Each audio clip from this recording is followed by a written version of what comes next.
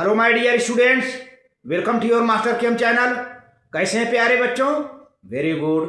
तो आज मैं Amla Shankar Yadav master chem channel की तरफ से IIT, JEE and NEET foundation के बच्चों के लिए थर्मोडायनेमिक्स चैप्टर से वीडियो लेके आया हूं। प्यारे बच्चों, आज के वीडियो हमारा डिस्कशन होगा स्पेशल से कि relation between CP and CV. इस सीपी क्या है? हमने पिछले वीडियो में बताया था कि heat capacity at constant pressure. CP क्या है प्यारे बच्चों?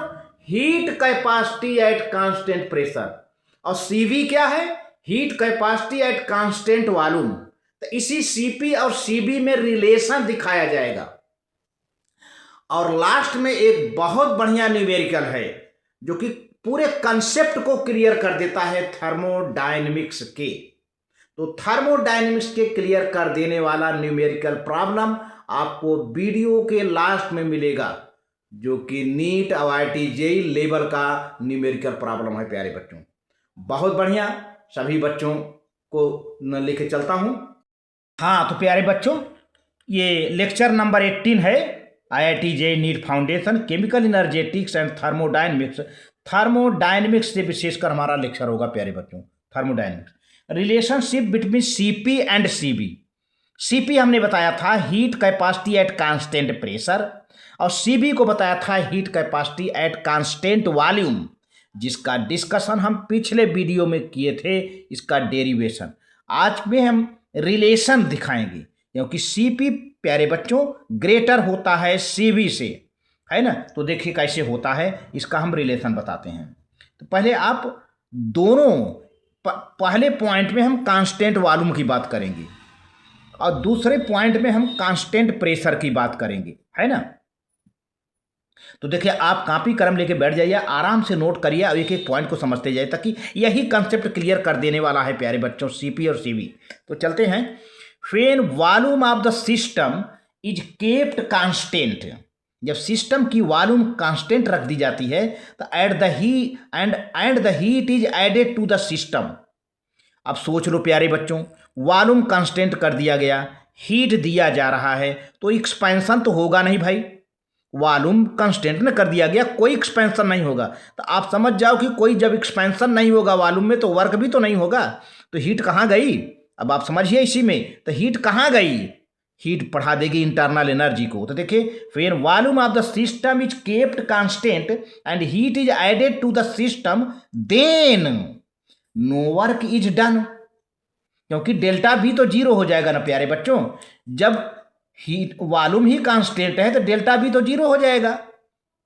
तब क्या होगा? Then no work is done, तब कोई वर्क नहीं होगा बाय द सिस्टम। सिस्टम के द्वारा कोई वर्क नहीं होगा, system will not do any work. तब आप समझ सकते हो कि हीट जो सप्लाई की जा रही है गई कहाँ भाई? The heat absorbed by the system is used up completely to increase the internal energy of the system.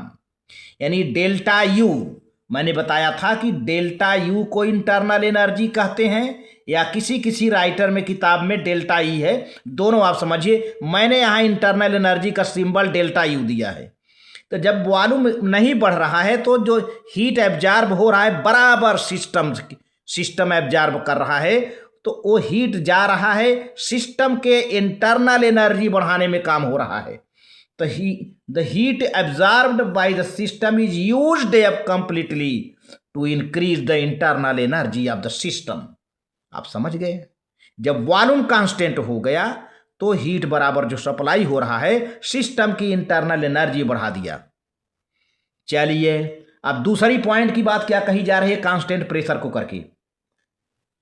Again if the pressure of the system is kept constant, system का pressure constant कर दिया जाए,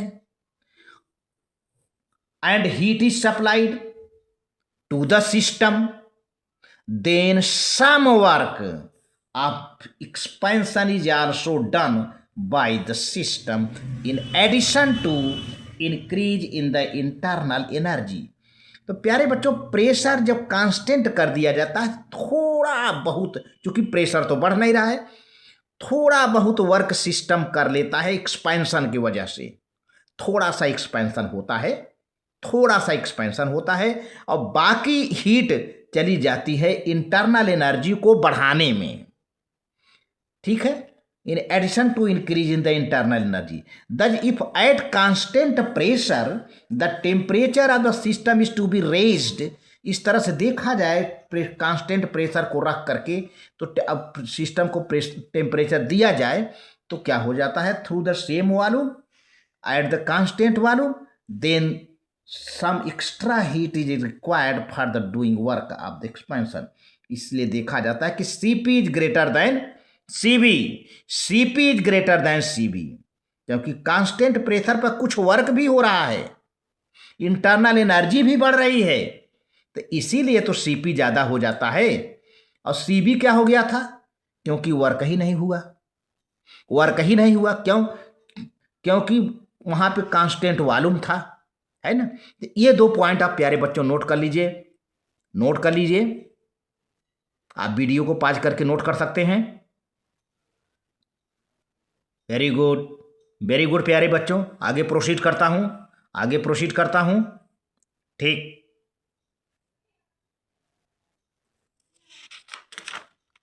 अब देखिए, क्योंकि अब हमको ये पता था पिछले वीडियो में Cp is equal to delta H upon delta T, ये मैंने बताया था, enthalpy change upon temperature change.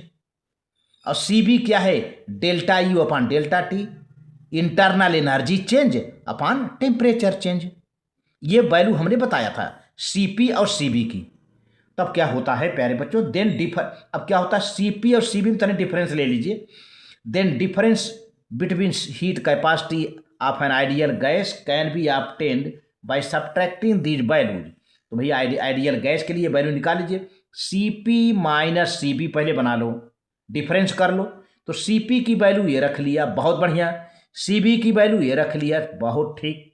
लेकिन हम क्या करते हैं, थर्मोडायनेमिक्स इक्वेशन क्या है, H equal to U plus P into V. U क्या है, इंटरनल एनर्जी है, H क्या है, एंथैल्पी है, P क्या है, प्रेशर है, V क्या है, वॉल्यूम है, Pv को हम वर्क भी कहते हैं, Pv को वर्क भी कहते हैं।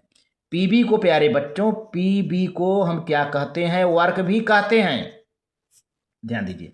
अब क्या है कि ये तो है, ये इक्वेशन है, ध्यान दीजिए, जिसको मैं घेर रहा हूँ ना, इसी इक्वेशन को चलिए अब आप ऐसा करिए कि 1 मोल यानी इजकल टू 1 मोल, तब Pv इजकल टू nRT होता है। Pv इजकल टू प्यारे बच्चों nRT होता है, Pv इजकल टू nRT। लेकिन n बराबर 1 है, 1 मोल है, 1 मोल गैस के लिए क्या हो जाएगा, Pv equal to RT, n की वैल्यू 1 रख दिया, 1 रख दिया, तो क्या हो जाएगा, अब तब H क्या हो जाए, अब Pv की वैल्यू हम यहाँ से इस Pv को हटा देते हैं, इस Pv को हटा देते हैं, उसके जगह वैल्यू RT रख देता हूँ, तो H equal to U plus RT है ना। अब करते क्या है कि दोनों साइड को हम T से डिवाइड कर देते हैं, differentiating by T both side, both sides. तो प्यारे बच्चों क्या होता है, डेल्टा H से delta H upon delta T, ये हो गया। चलिए equal to delta U upon delta T plus ये डेल्टा R, डेल्टा ये R तो कांस्टेंट है, R into delta T upon delta T cut गया तो प्लस R बचा यहाँ पर। अब देखिए, जरा से देखिए पहले कैसे रिलेशन इसका मिलता है। अब ऐसा करते हैं कि इसको इधर से साइड चेंज करते हैं, delta H upon delta T इधर ले आएंगे तो माइनस हो जाएगा, delta H upon delta T minus delta U upon delta T is equal to R। अब आप देख सकते हो ये किसकी वैल्यू है, delta H upon delta T किसकी वैल्यू है, ये है, ये किसकी वैल्यू है, ये है, ठीक है, R आ गया। तो अब ये पूरा क्या है प्यारे बच्चों, इसको हम क्या कहेंगे, ये क्या है, अब इसके जगह पर हम Cp लिख दें, इसके जगह पर यही वैल्यू यहाँ मैं लिख दिया। देखिए ये delta H upon delta T क्या है, Cp ही तो है, Cp लिख दिया। डेल्टा U अपान dt क्या है, Cv लिख देते भैया, हम यहाँ पर Cv लिख देते हैं, ये इक्वल टू R हो गया, बहुत बढ़िया। अगर यही चीज़ तो 1 मोल के हुआ, अगर एन मोल है, n mole of the gas, तो Cp minus Cb equal to n R आप कैलकुलेशन कर लेंगे ना। आर जो कांस्टेंट है, अगर ये इसमें से कोई एक वैल्यू दिया जाए तो बहुत मस्ती से आप कैलकुलेट कर लोगे बेटा। हीट कैपेसिटी अगर कांस्टेंट वॉल्यूम पर दिया जाए तो आप हीट कैपेसिटी कांस्टेंट प्रेशर पर निकाल लोगे। कितना मज़ेदार इक्वेशन है इससे, है ना। अब देखते हैं कुछ आपके लिए जिसका आप काफ़ी देर से इंतजार कर रहे थे प्यारे बच्चों, न्यूमेरिकल प्रॉब्लम का। पहले इसे नोट कर लीजिए, पहले इसको नोट कर लो प्यारे बच्चों। नोट कर लिए, नोट कर लीजिए प्यारे बच्चों। आगे प्रोसीड करता हूँ। बहुत बढ़िया, बहुत बढ़िया, ठीक। अब देखिए प्यारे बच्चों, पहले आप ध्यान से सुनिए। ये पिछले वीडियो में मैंने डेरिवेशन कराया था, delta H equal to delta U plus delta N g R T. और डेल्टा एन जी क्या होता है? Number of moles of product minus number of moles of reactant. पहले आप इक्वेशन को देखिए, पहले आप इक्वेशन को देखिए प्यारे बच्चों, इक्वेशन को, ये चीज़ है ना डेल्टा एन जी। लेकिन अब क्वेश्चन हो जाए, पहले क्वेश्चन क्या कहा जा रहा है। ये तो मैंने अभी इन इक्वेशन के बारे में इंट्रोडक्शन कराया। क्वेश्चन क्या है? If water vapour is assumed to be perfect gas. Water vapour को हम थोड़े समय के लिए परफेक्ट गैस मान लेते हैं। Molar enthalpy change at 1 bar and 100 degree Celsius is 41 kilo joule पर मोल। माने आपको क्या दे रहा है? डेल्टा एच की वैल्यू दे रहा है। मोलर एंथैल्पी, मोलर एंथैल्पी आप समझ सकते हैं क्या है? एक मोल की एंथैल्पी। मोलर एंथैल्पी मतलब एक मोल की एंथैल्पी 1 बार पर 100 डिग्री सेल्सियस टेम्परेचर पर 41 किलो जूल पर मोल है। चलिए, तो डेल्टा एच की तो कोई प्रॉब्लम नहीं रह गई आपके सामने।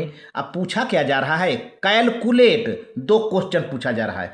The internal energy change, internal energy change आपको कैलकुलेट करना है। लेकिन इंटरनल एनर्जी चेंज दो कंडीशन में कैलकुलेट करना है।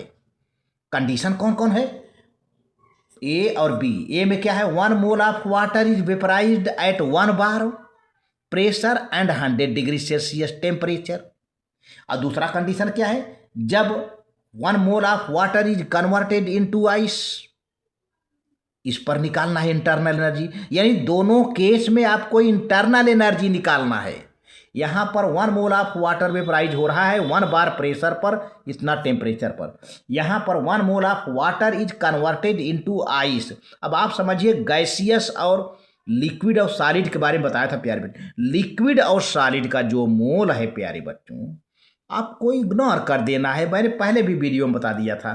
तो अब देखिए, पहले पहला कैलकुलेशन करते हैं। For vaporization of water the change is, ये वाटर लिक्विड है, ये वाटर गैस है प्यारे बच्चों।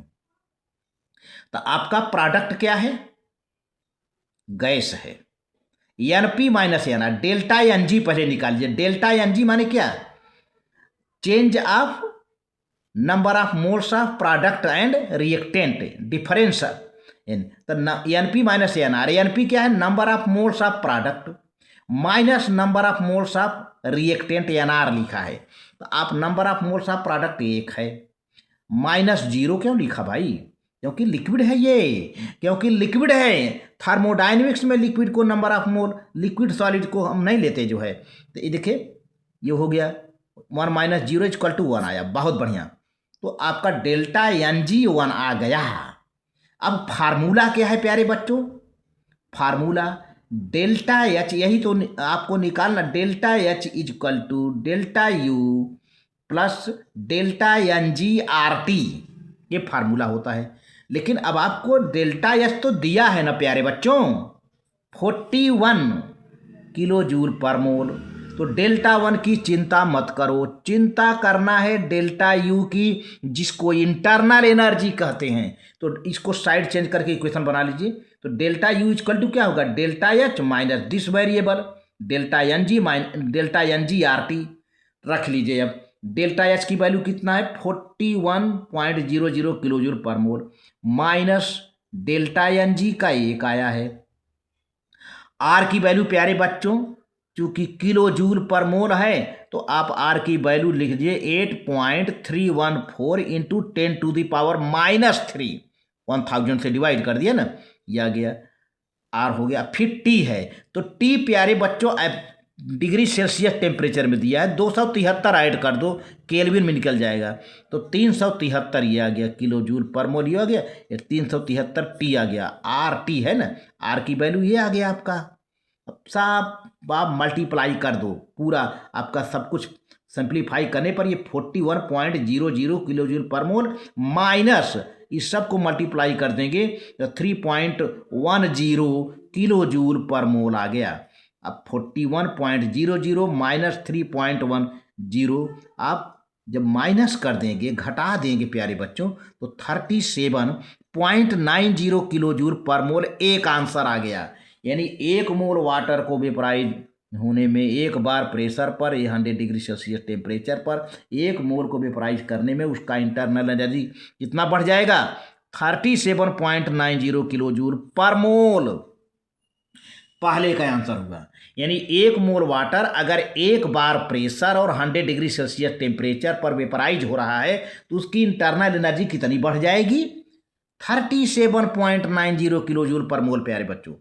चलिए अब दूसरा कंडीशन है कि ice 1 mole of water is converted into ice, है ना प्यारे बच्चों। तो यहाँ पर क्या है भाई, यहाँ पर तो पहले इक्वेशन लिख लीजिए वाटर का, H2O लिक्विड इंटू हाई, तो यहाँ पर डेल्टा एन की तो पूरी जीरो वैल्यू हो जाएगी भाई, ये भी लिक्विड है सॉलिड है, तो डेल्टा एन जी प्यारे बच्चों क्या हो जाएगा, NP माइनस NR बराबर जीरो हो जाएगा, क्योंकि ये लिक्विड है सॉलिड है, कोई मतलब नहीं है। तो ये पूरा ये फार्मूला है delta N g R T ना, ये पूरा जीरो हो जाएगा भाई। डेल्टा एन जी की वैल्यू आपका जीरो आ गया यहाँ पर। गैस होता तो लिया जाता, ये सॉलिड है, ये सॉरी ये लिक्विड है, ये सॉलिड है, यही पानी जम करके आइस में बन जा रहा है ना भाई। आपने देखे 1 mole of water is converted into ice, तो ये लिक्विड है सॉलिड है, NP माइनस NR करेंगे 0 माइनस 0 इक्वल टू 0 हो जाएगा। तो ये अब चूंकि डेल्टा NG इंटू RT है, ये पूरा वेरिएबल आपका 0 हो जाएगा, यही फार्मूला लगाने पर। तो बचा क्या आपका delta H equal to delta U, ये बचा delta H equal to delta U। तो डेल्टा H आपको निकाला है, अभी आपने कितना निकाला है, डेल्टा H दिया है, सॉरी डेल्टा H ये दिया है 41 किलो जूल पर मोल, यही डेल्टा H है, यही इंटरनल एनर्जी हो जाएगी। मतलब कोई इंटरनल एनर्जी जितना ही एंथैल्पी था उतना इंटरनल एनर्जी हुआ। तो ये रहा आंसर। बहुत ही मज़ेदार क्वेश्चन है प्यारे बच्चों। इसमें सबसे बड़ी बात खुल के आ रही है, डेल्टा एन जी का पूरा रोल है, डेल्टा एन जी का। डेल्टा एन जी आप कैसे कैलकुलेट करेंगे प्यारे बच्चों, है ना, इसके बारे में सबसे बड़ी बात आ रही है। तो अब आप ये इस तरह से आपके आज के वीडियो में इतना ही है, और आगे फिर डिस्कशन करेंगे, फिर मिलेंगे प्यारे बच्चों। IIT JEE नीट के बच्चों से बराबर मास्टर केम अमला शंकर यादव मिलता रहेगा। मास्टर केम अमला शंकर यादव मेरे चैनल का नाम है, आप खोल करके बहुत से क्वेश्चन पढ़ सकते हैं।